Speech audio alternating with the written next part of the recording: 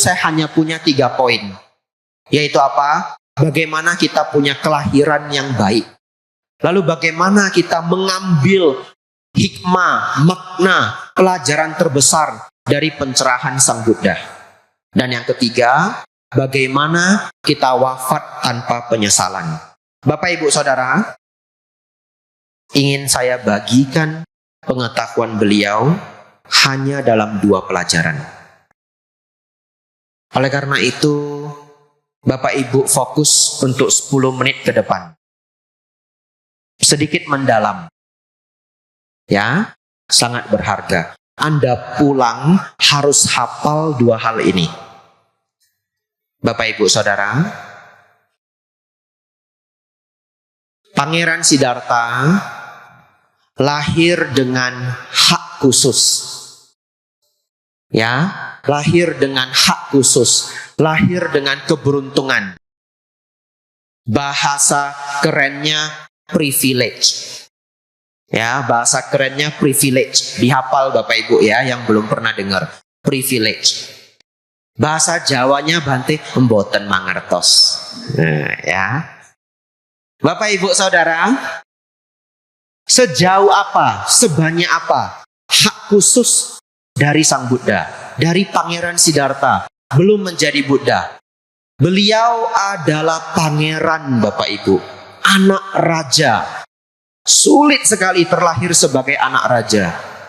Saya pikir semua kita yang hadir ini, dari depan sampai gerbong keempat, sepertinya tidak ada anak raja. Ya, paling-paling mentok tetangganya raja.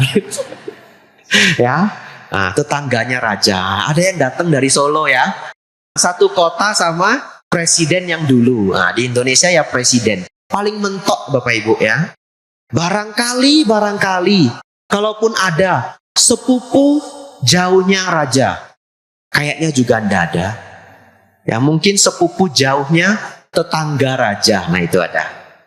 Bapak Ibu Saudara, Anda bisa bayangkan betapa sulitnya seseorang bisa terlahir sebagai anak raja. Setelah itu apa Bapak Ibu hak khusus beliau? Anak tunggal. Setelah itu apa Bapak Ibu? Terlahir pintar, terlahir cerdas, terlahir kuat, kaya raya, punya segalanya, disayang oleh satu negara. Apalagi Bapak Ibu hak khusus beliau? Beliau punya guru-guru terbaik. Guru-guru terbaik. Sejak lahir saja Bapak Ibu sudah didatangi 100 pertapa terbaik memberi ramalan Bapak Ibu. Dan sepanjang beliau dewasa diikuti oleh guru-guru terbaik.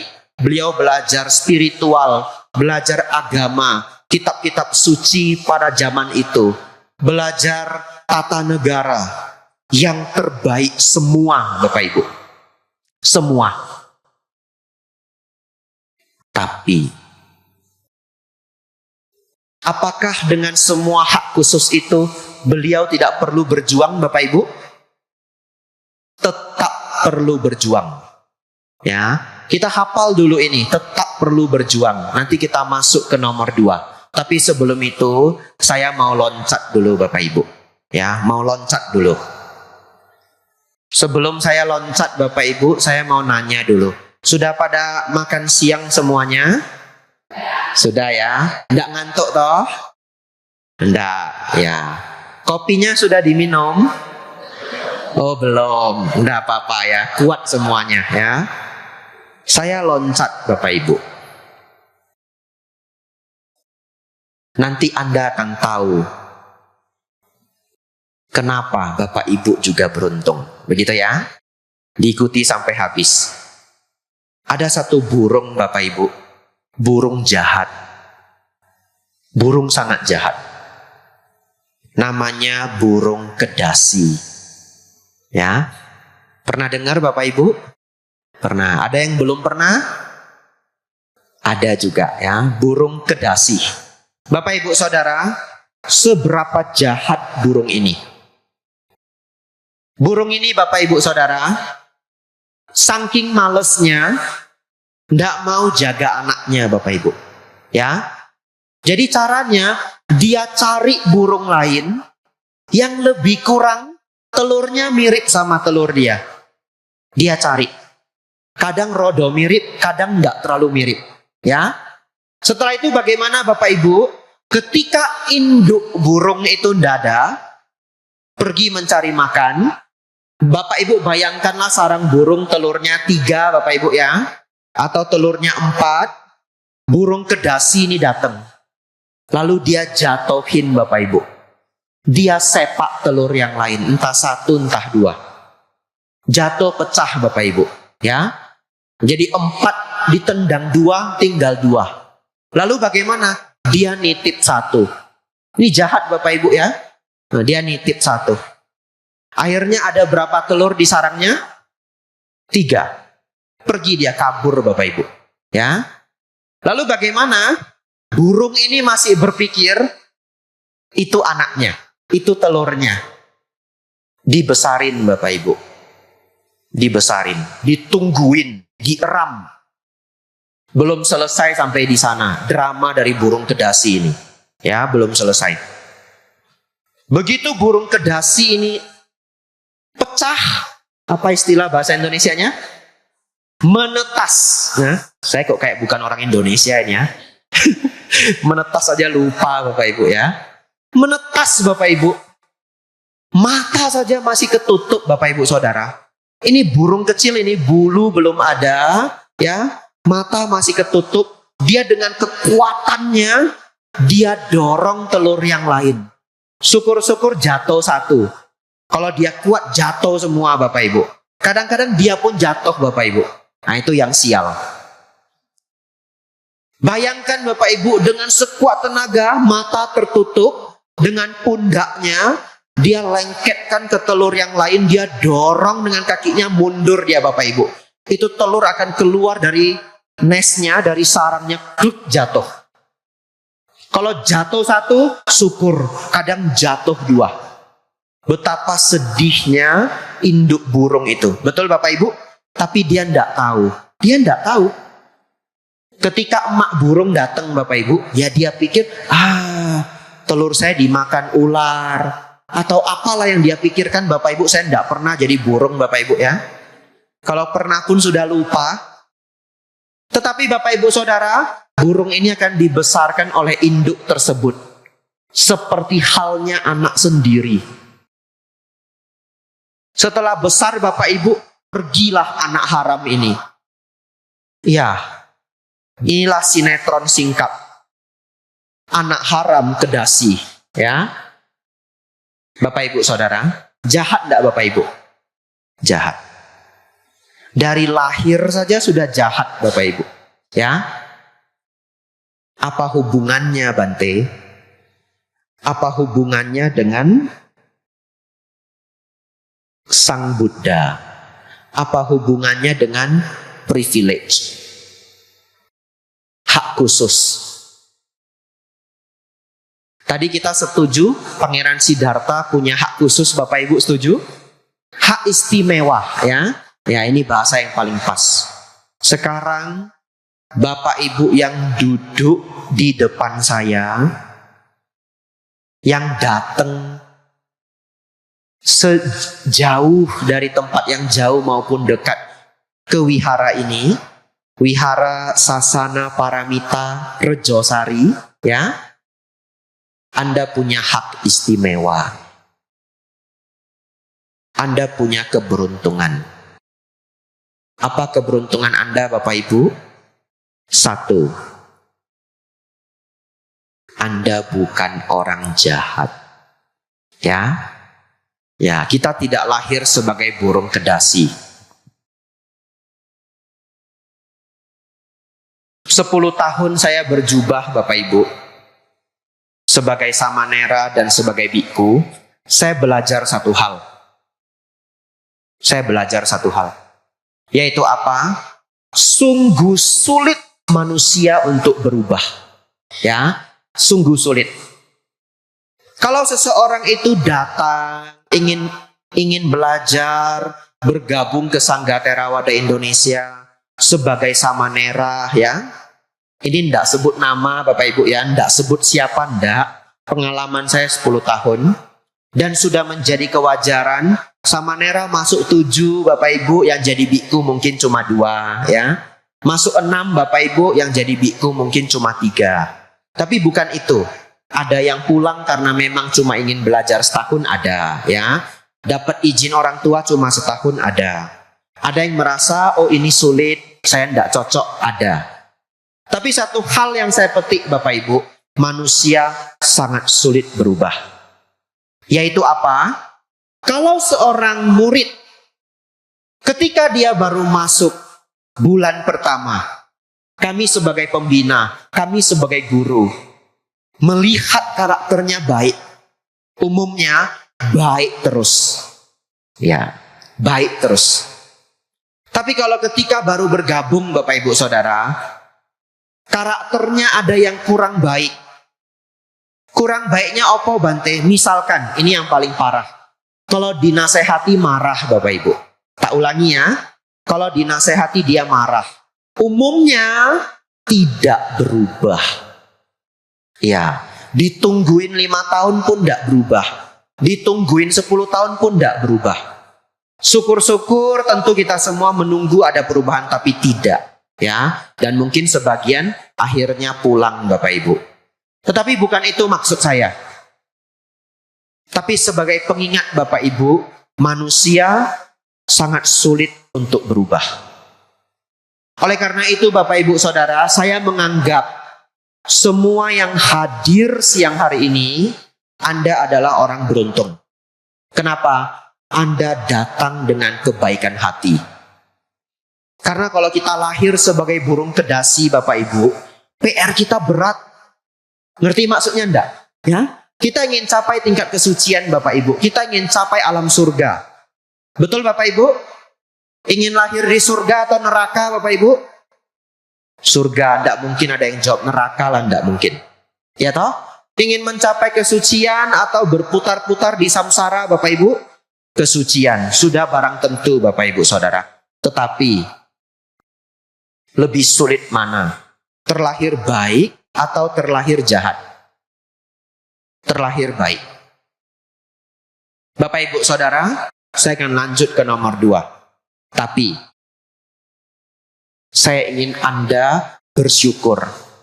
Saya ingin Anda senang. Saya ingin Anda bahagia. Kenapa? Anda orang beruntung.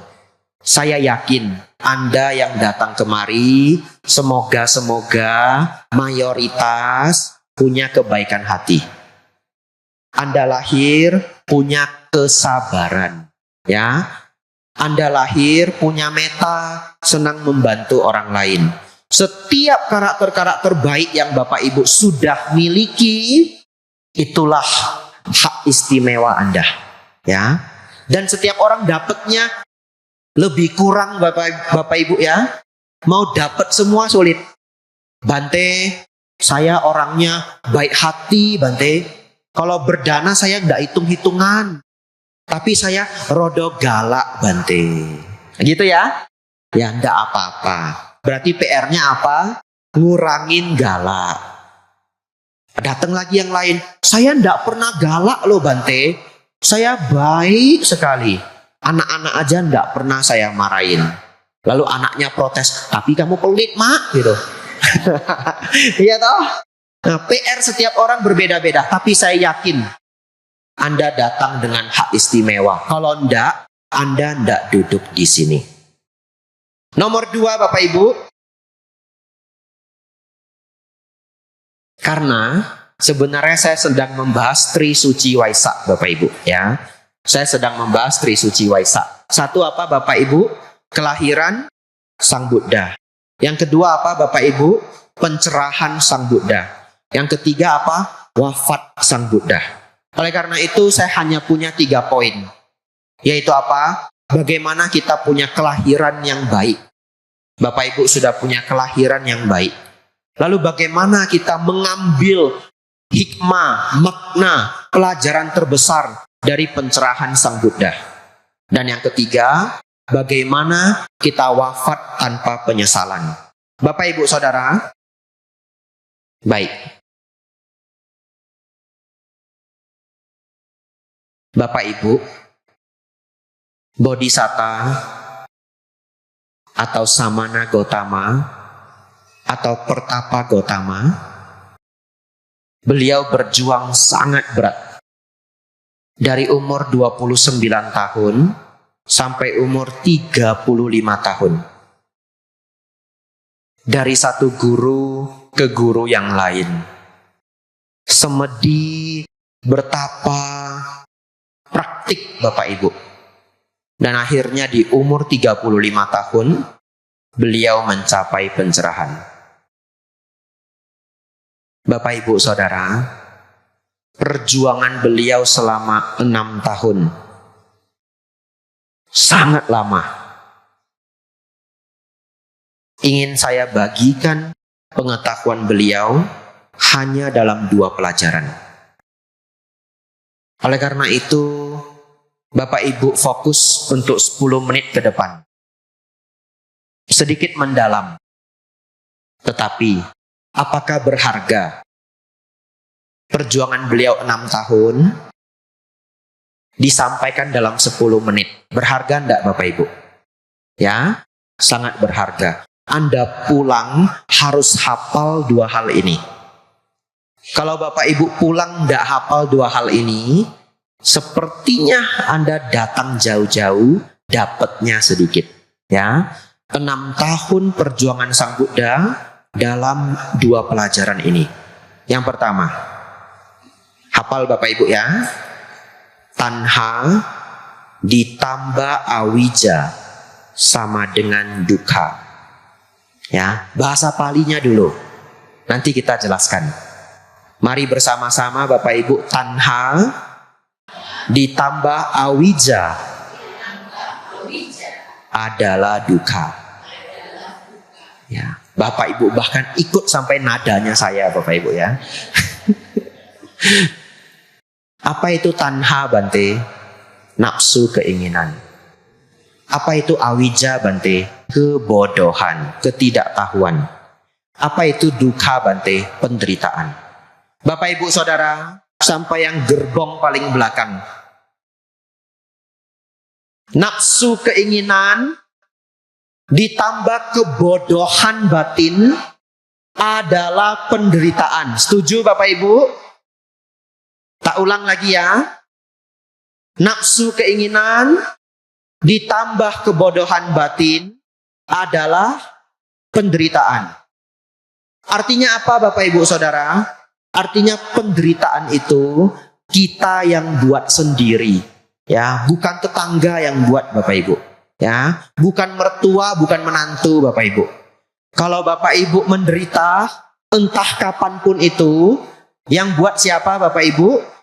Diri sendiri, tanha dan awija. Saya akan ceritakan beberapa hal agar Anda tidak pernah lupa ini. Tanha Bapak Ibu, keinginan yang buruk.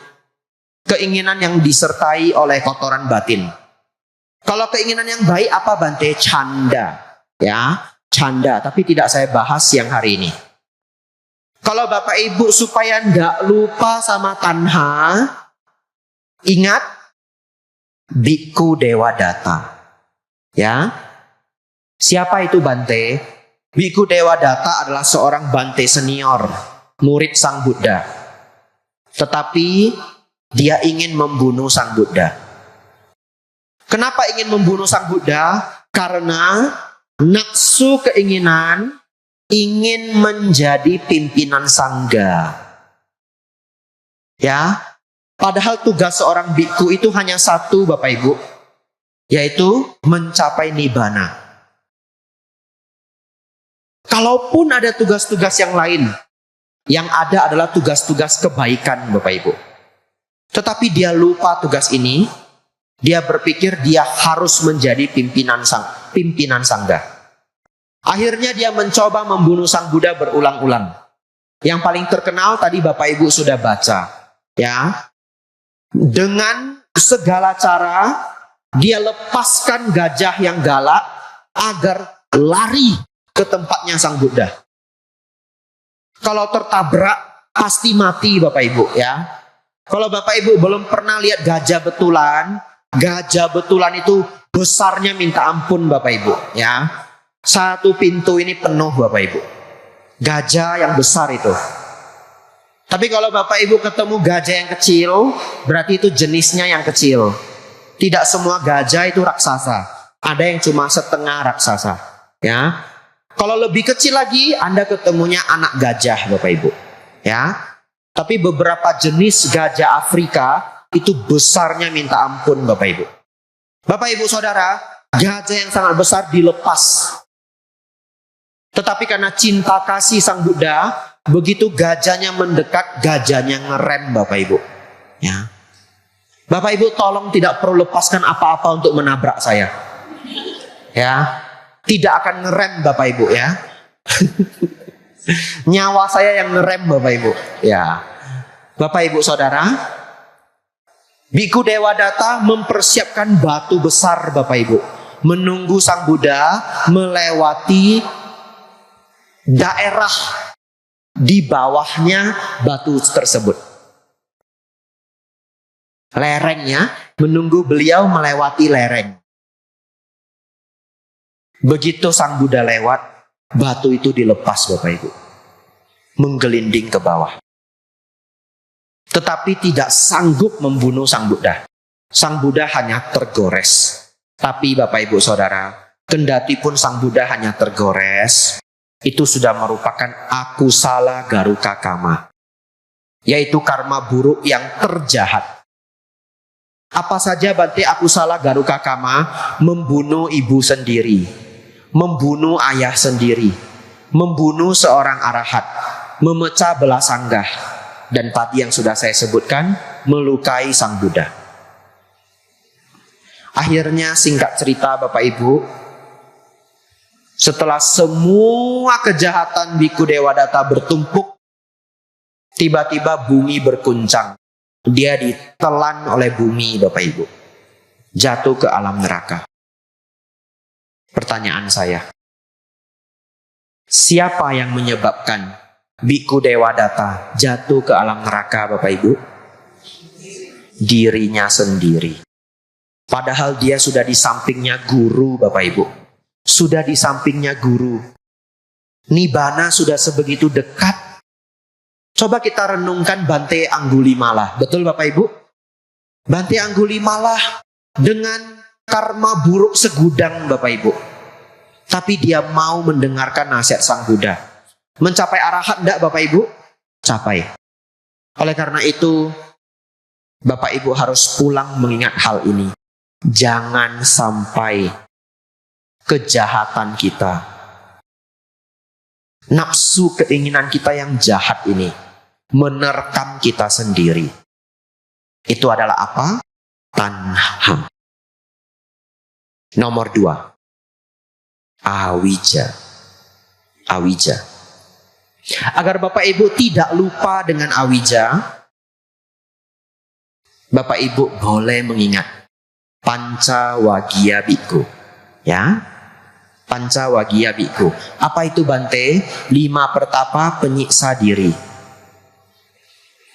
Para pertapa penyiksa diri Bapak Ibu Saudara, di zaman Sang Buddha, di zaman Jambudipa, zaman India kuno, mereka punya pemikiran Bapak Ibu, kalau badan ini disiksa, batin jadi suci, ya. Kalau badan ini disiksa, batin menjadi suci. Pemikiran ini masih ada sampai hari ini Bapak Ibu. Masih ada di berbagai tempat. Hanya penyiksaannya mungkin tidak se-ekstrim zaman Sang Buddha lagi. Tetapi masih ada. Tidak mau saya sebutkan. Karena kalau saya sebutkan, barangkali itu adalah budayanya orang, ya. Barangkali itu adalah ajarannya orang. Tapi saya ingin Bapak Ibu cerdas sendiri. Kalau kita berpikir menyiksa diri sendiri ini bisa jadi suci, dalam ajaran Sang Buddha keliru. Ya Bapak Ibu Saudara ya. Kalau Bapak Ibu ingin suci bagaimana? Belajar jangan marah. Belajar jangan serakah. Belajar jangan ego, jangan sombong. Belajar baik dengan orang lain, metta karuna. Belajar jangan cemburu Bapak Ibu, praktik mudita. Belajar tenang seimbang. Ya, dipuji tidak terbang, dicela tidak terluka. Itulah cara-cara mencapai kesucian. Tidak ada dalam ajaran Buddha menyiksa diri mencapai kesucian. Tapi pertapa penyiksa diri Bapak Ibu di zamannya. Kalau mereka ingin tidur Bapak Ibu, mereka panjat pohon Bapak Ibu. Setelah panjat pohon, kakinya diikat satu, terus badannya dijatuhin. Kepala di bawah, kaki di atas.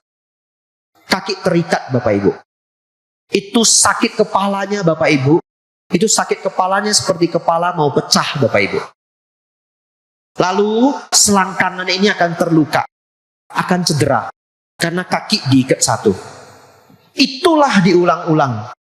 Kadangkala sudah tidak mampu untuk manjat Bapak Ibu. Apa yang dilakukan? Dicarilah duri-duri pohon. Dicari batu-batu yang tajam. Kemudian disemai, tidur di atasnya. Jadi badan ini terluka semua. Lalu apalagi Bapak Ibu jarang makan. Jarang makan. 2 minggu makan sekali. Kalau bisa lebih. Lalu apa Bapak Ibu? Makan biji-bijian keras. Bukan makan makanan bernutrisi. Makan biji-bijian keras. Lalu apa Bapak Ibu? Mencoba tidak bernafas sampai pingsan. Sang Buddha mengatakan sakitnya seperti dada ini dihunus dengan pedang. Lalu seperti ditarik oleh 2 orang kuat, dipanggang hidup-hidup. Seperti itulah sakitnya kalau tidak bernafas. Karena kalau nggak bernafas terasa panas. Betul Bapak Ibu? Anda silakan coba Bapak Ibu 40 detik aja, nggak usah lama-lama. Ya, nggak usah sampai pingsan Bapak Ibu ya.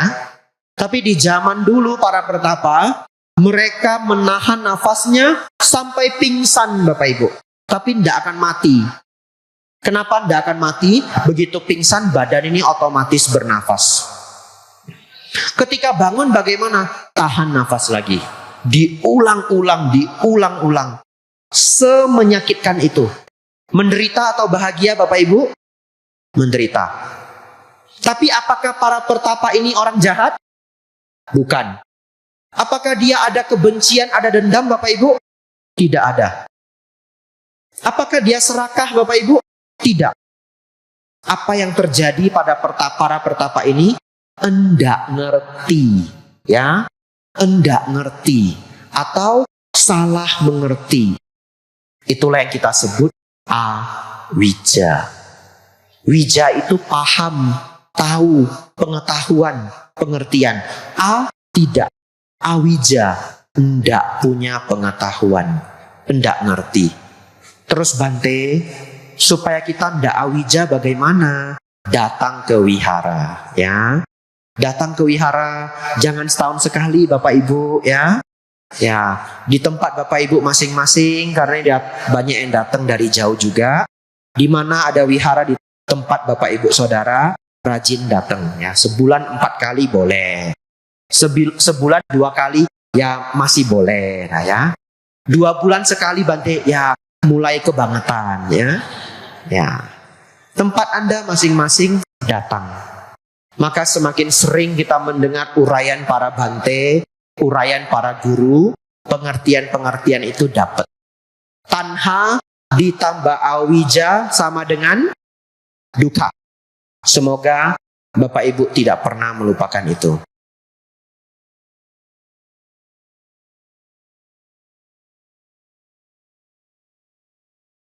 Sebenarnya masih ada 2 poin. Tapi saya lihat jam dinding Bapak Ibu ya. Ibarat lagu Ebit GAD Bapak Ibu. Kalau jam dinding bisa berbicara, saya sudah disampaikan tinggal beberapa belas menit Bante. Ya. Tapi kalau lagunya Ebit GAD yang berbicara itu rumput yang bergoyang. Ya. Saya tidak boleh nyanyi Bapak Ibu ya. Syairnya tok Bapak Ibu ya. Bapak Ibu Saudara, masih ada satu yang saya tulis, tapi tidak saya bahas lagi. Yaitu apa? Jalan mulia berunsur 8. 2 ini tok Bapak Ibu ya. 6 tahun perjuangan Sang Buddha, 2 ini tok yang paling berharga. Yang lain semua berharga. Tapi kalau dicari yang paling Bante, Tanha ditambah awija adalah dukkha. Cara mengatasi dukkha Bante, jalan mulia berunsur 8. Dua pelajaran ini ditemukan di mana Bante? 4 kebenaran mulia. Ya, Bapak Ibu cari pelajaran 4 kebenaran mulia. Ada di buku, ada di YouTube, ya, atau tanya dengan para guru. Apa Bante jalan mulia berunsur 8? Pandangan benar, pikiran benar, ucapan benar, perbuatan benar, penghidupan benar, usaha benar, perhatian benar, meditasi yang benar. 8 ini membawa kita keluar dari dukkha. Bapak Ibu Saudara, bagian terakhir. Wafat. Wafat Sang Buddha.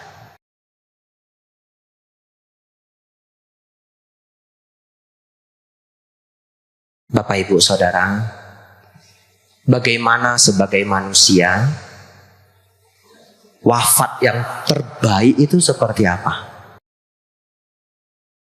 Bapak Ibu, ingat baik-baik pesan saya. Sebaik mungkin. Wafat yang terbaik itu adalah yang tanpa penyesalan. Ya. Dan saya mau ingatkan pada acara yang sangat khusyuk ini. Menyesal selalu datang terlambat. Ya. Orang bijaksana tidak mau menyesal. Kalau tidak mau menyesal bagaimana? Lakoni sekarang. Yang buruk-buruk tinggalkan. Kalau tidak pasti menyesal. Pasti menyesal. Oleh karena itu Bapak Ibu Saudara, topik saya yang ketiga adalah bagaimana meninggalkan dunia ini dengan kebanggaan. Bapak Ibu Saudara,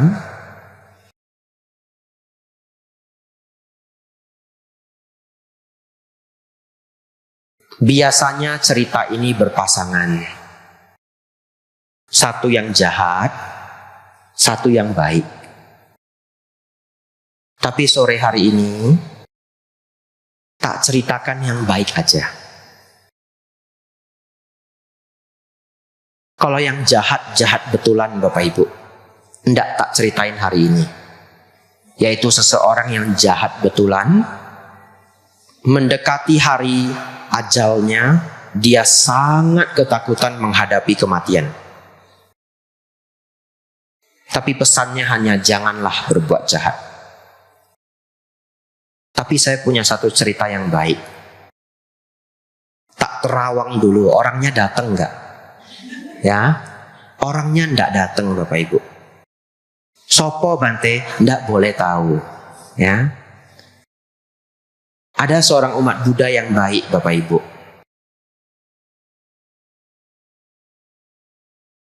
Ibu ini berdana. Enggak boleh detail Bapak Ibu ya. Karena saya tidak permisi sama orangnya. Ya, saya mau cerita kehidupan orang tapi tidak permisi. Karena tidak permisi, yang tidak dikasih tahu siapa, yang tidak dikasih tahu alamat, yang tidak dikasih tahu. Tapi ibu ini ingin berbuat kebajikan. Intinya mengundang banyak biku pada satu kegiatan. Ya, berangkatlah kami dalam jumlah yang besar. Harus berangkat dengan pesawat Bapak Ibu. Lalu semua grup yang besar ini ditanggung biayanya semua oleh satu orang ibu ini. Semua rombongan. Bukan 2 orang, bukan 3 orang, belasan Bapak Ibu. Lalu sepanjang perjalanan saya heran. Kenapa ibu ini selalu berdiri paling belakang? Biasanya kan kalau yang punya gawe berdiri paling depan. Jadi pimpinannya. Enggak. Ibu ini paling belakang. Karena saya penasaran dan kepo Bapak Ibu ya. Ada keponya juga sebenarnya ya. Saya pengen tahu, kenapa ibu ini paling belakang? Terus tak jalan pelan-pelan Bapak Ibu. Jalan pelan-pelan, jalan pelan-pelan. Tapi ketika saya jalan pelan, saya sudah jadi hampir terakhir, ibunya semakin pelan Bapak Ibu. Saya nggak bisa di belakang ibu ini. Ya, akhirnya bagaimana? Sembari jalan-jalan, tak lihat ada toilet Bapak Ibu. Masuk dulu ke toilet. Belok dulu. Ya, cuci tangan, cuci wajah, agak lama sedikit, keluar lagi. Saya sudah paling belakang. Berhasil Bapak Ibu, ya. Ternyata apa yang dilakukan ibu ini Bapak Ibu Saudara? Ternyata ibu ini punya amplop segepok Bapak Ibu. Semua karyawan yang ada di airport, semuanya angpau, amplop, amplop, amplop. Security, amplop. Yang bersih-bersih, amplop. Sepanjang perjalanan Bapak Ibu, saya sangat kagum. Saya dari belakang liatin amplop, amplop, amplop. Setelah habis amplopnya Bapak Ibu, saya mikir habis sudah. Dari kiri keluar lagi Bapak Ibu. Segepok lagi Bapak Ibu. Ya. Amplop. Sampai ke pintu terakhir Bapak Ibu. Baru selesai. Kira-kira Bapak Ibu, orang yang selama hidupnya sebaik ini, ketika wafat, menjelang wafat, bangga atau menyesal Bapak Ibu? Bangga. Bangga dengan diri sendiri. Bante, bukankah bangga itu ego Bante? Ya, itu cerita mencapai nibbana. Itu cerita mencapai nibbana. Boleh kita cerita di sana. Tetapi kan namanya hidup itu ada step by step. Betul ya? Ada tingkat-tingkatnya. Bahkan seorang anagami, kesucian tingkat ketiga, masih ada bangganya. Yang tidak ada bangganya lagi adalah seorang arahat. Betul. Kalau diantara Bapak Ibu yang kritis, Bante mengajak umat Buddha berbangga. Kok Bante mengajarkan kotoran batin? Bukan. Itu adalah step-step untuk mencapai kesuksesan. Apakah tidak boleh Bapak Ibu, anak sekolah bangga kalau juara 1? Boleh Bapak Ibu? Boleh. Tidak mungkin. Karena anak ini umat Buddha ya. Dapat juara 1 pulang bangga bawa piala. Nggak boleh bangga nak, ego. Kilesa nak, kilesa kotoran batin. Lu nggak bisa ngerti. Bapak Ibu Saudara, jadilah orang yang baik. Jadilah orang yang baik. Semampu kita ya. Ya ndak harus nyiapin amplop segepok. Mau niru ibu tersebut ya. Sepanjang desa Rejosari Bapak Ibu, amplop. Amplop. Amplop ya. Nah, sampai rumah Bapak Ibu bangkrut Bapak Ibu ya. Tetapi Bapak Ibu Saudara, kita lakoni sejauh yang bisa kita lakoni ya. Saya sebagai biku, saya lakoni kebaikan sebagai biku. Sebagai panitia, relawan, dayaka, donatur, pengurus umat Buddha yang baik ya. Di sini ada yang namanya guyup rukun. Saya dengar Bapak Ibu ya, Anda sangat luar biasa. Setiap minggu gantian menjaga wihara, membangun. Setiap tahun kita datang ya, bangunannya semakin luar biasa. Kemudian tenda Bapak Ibu ya. Saya dengar dari Bante Kepala Wihara diperjuangkan untuk dipasang berhari-hari. Tapi karena hujan sangat deras Bapak Ibu, gagal. Pasang lagi, wah berjuang, gagal lagi berhari-hari. Hari ini nggak boleh gagal. Karena sudah dekat hari H. Ya, jadi kemarin diperjuangkan sampai bisa.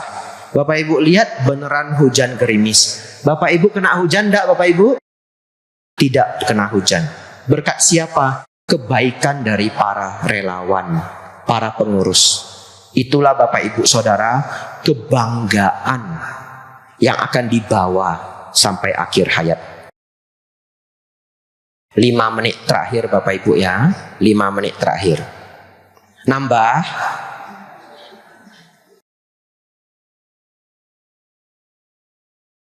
Baik. Bapak Ibu Saudara, saya ingin Anda bangga. Saya ingin Anda bahagia. Bagaimana caranya sebagai umat Buddha? Caranya adalah senang ke wihara. Cari wihara yang Anda nyaman. Setiap orang berbeda-beda, ya. Cari tempat yang Anda nyaman. Nyaman tempatnya, cocok dengan teman-temannya. Lalu ini saran saya. Kontribusi. Bisa memberi dana materi, beri dana materi. Bisa memberi dana tenaga, beri dana tenaga. Kenapa? Karena itu akan menjadi kenangan Anda seumur hidup. Ketika kita sudah berumur, Bapak Ibu ya, 70, 80, 90, badan sudah sakit, anak sudah jauh. Kalau Bapak Ibu punya banyak kenangan dengan wihara, seneng enggak Bapak Ibu? Seneng. Ya, punya kenangan dengan wihara itu sangat mendamaikan batin. Jadi Bapak Ibu punya rumah, selain rumah sendiri, Bapak Ibu punya rumah di batin Anda. Oleh karena itu Bapak Ibu Saudara, ambillah kesempatan kalau kita bisa berkontribusi kepada wihara. Kenapa? Membawa kebahagiaan. Saya ngomong begini Bapak Ibu, bukan karena ada pembangunan di sana, bukan. Beneran. Karena saya yakin 1000%. Tidak diapa-apain pun, bangunan itu pasti jadi Bapak Ibu. Pasti jadi. Karena setiap tahunnya wihara ini selalu bertambah bagus. Betul ya? Ya, jadi saya bukan iklan Bapak Ibu.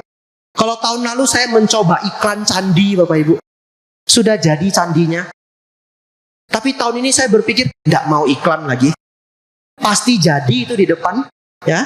Kata Bante Kepala Wihara, Bante Jayaratano, 3 lantai. Pasti jadi, saya yakin. Oleh karena itu bukan ngajak Bapak Ibu berdana lagi, tapi ngabari mumpung ada. Oh iya, sudah agak sombong tahun ini Bapak Ibu ya. Nah kan saya bukan kepala wihara, saya tamu juga ya. Ya. Jadi bukan mengajak supaya cepat-cepat jadi, bukan. Beliau mengatakan yang penting jadi, tidak perlu cepat. Tapi Bapak Ibu Saudara, mumpung ada. Ya, dana ke wihara itu semampu kita, sesenangnya kita. Sesenangnya Bapak Ibu, beneran. Ya, Bapak Ibu mau berdana rupiah boleh, berdana ubi rambat ya boleh. Biar yang kerja senang, betul? Ya, mau berdana pisang ya boleh. Mau berdana semen boleh. Ya paling praktis memang berdana materi, paling praktis. Tapi terserah Bapak Ibu sebagai apa kenangan di hati Bapak Ibu. Kalau Bapak Ibu punya kontribusi kepada wihara ini misalkan, atau wihara dimanapun Bapak Ibu ya, setiap Anda datang senangnya double. Iya, senangnya double. Mumpung ada Bapak Ibu ya. Bapak Ibu Saudara, Trisuci Waisak, lahirnya Sang Buddha, mencapai pencerahan. Yang ketiga, wafatnya Sang Buddha, kita sebut Maha Parinibbana. Menjelang Sang Buddha wafat Bapak Ibu Saudara, beliau melihat ke atas langit. Lalu beliau panggil Biku Ananda. Saya ulangi biar jelas ya. Beliau memanggil Biku Ananda. Lalu Sang Buddha mengatakan begini. Biku Ananda, lihatlah ke atas langit. Para dewa menaburkan bunga-bunga surgawi. Ya, bunga-bunga surgawi. Persis seperti Bapak Ibu Saudara hari ini. Persis. Kita menjalankan hari raya Suci Waisak.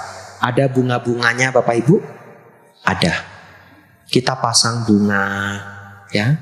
Bapak Ibu mungkin juga perayaan di wihara Bapak Ibu masing-masing. Ya, kalau yang dari luar kota, Anda susun, Anda karang bunga-bunga yang indah. Para dewa Bapak Ibu menaburkan bunga-bunga. Lalu Sang Buddha berkata begini. Dan ini menjadi pesan penutupan siang hari ini. Sang Buddha mengatakan, "Oh Ananda, lihatlah para dewa itu menaburkan bunga-bunga surgawi. Sesungguhnya puja tertinggi kepadaku." Kunya itu Sang Buddha ya, bukan saya Bapak Ibu ya. Puja tertinggi kepadaku, tapi tak ganti aja. Puja tertinggi kepada Sang Buddha adalah menjalankan ajaranku. Oleh karena itu Bapak Ibu Saudara, saya ingin Bapak Ibu ingat seumur hidup. Kalau Bapak Ibu ingin memuja Sang Buddha, praktikkan Dhamma. Kapan Bapak Ibu mau marah, sudah panas sampai ke ubun-ubun, sudah mau teriak Bapak Ibu, barang sudah mau dibolak-balikan, ingat, puja tertinggi kepada Sang Buddha adalah menjalankan Dharma. Gosok dada Anda Bapak Ibu. Sudahlah. Saat itu Anda sedang memuja Sang Buddha. Ya. Ada keinginan yang jahat kuat sudah muncul. Hilangkan Bapak Ibu.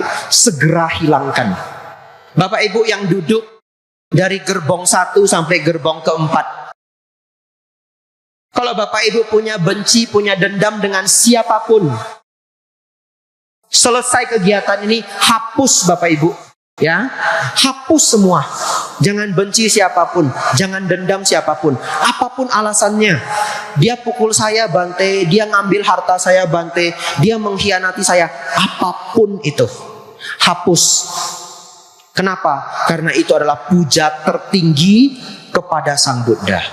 Tidak ada benci, tidak ada dendam. Tapi saya tidak mau ketemu dia lagi Bante. Boleh, tidak ketemu, tidak apa-apa. Yang penting bencinya hilang. Betul Bapak Ibu? Itulah puja tertinggi kepada Sang Buddha. Anumodana Bapak Ibu Saudara. Ingatlah, tanha ditambah awija adalah dukkha. Jalan mulia berunsur 8. Marilah kita tidak menyesali kehidupan, menjalani kehidupan dengan kebanggaan. Dan puja tertinggi kepada Sang Buddha adalah menjalankan ajaran beliau. Selamat Trisuci Waisak, kebahagiaan besar untuk kita semua. Sabe sata bawantu sukhitata. Semoga semua makhluk hidup berbahagia. Sadu, sadu, sadu.